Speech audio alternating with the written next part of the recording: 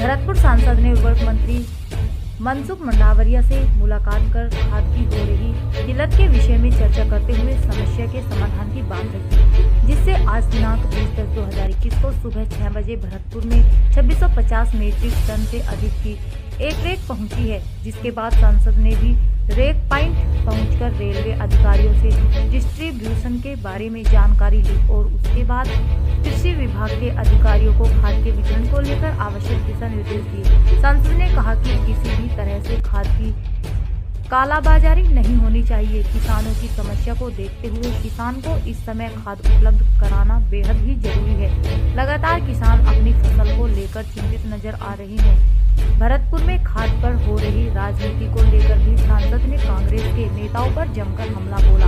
सांसद ने कहा कि कांग्रेस किसानों के लिए सिर्फ झूठे वादे करती है। कांग्रेस के अलाकमान नेता भी 1 से 10 तक गिनती गिनने के लिए आए थे, लेकिन उन्होंने दोबारा किसानों की शक्ल नहीं देखी। सांसद ने कहा कि जिस तरह से भरतपुर के मंत्री खाद को लेकर वाहवाही लूट रहे हैं, उन्होंने केंद्र सरकार को ना तो कोई पत्र लिखा और ना ही किसानों के लिए खाद की मांग की। सांसद मुलाकात के बाद केंद्रीय उर्वरक मंत्री मनसुख मंडाविया द्वारा यह रेक भरतपुर के लिए आवंटित की गई थी, जो आज भरतपुर पहुंची और किसानों के लिए वितरित की जाए।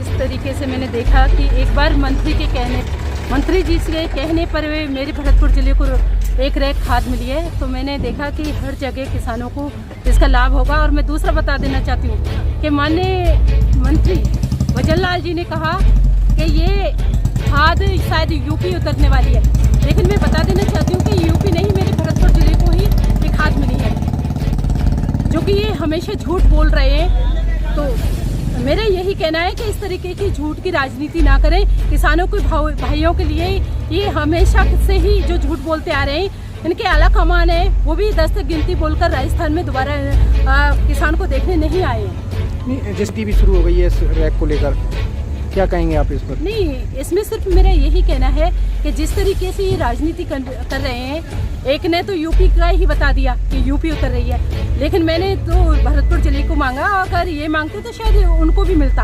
और जिस तरीके से ये राजनीति करें, तो ये सारी जनता जानती है कि ये कोई राजनीति करने का नहीं है। किसान भाइयों की जो फसल नष्ट हो रही है, उस पर बात करें, उनके सहयोग में बात करें।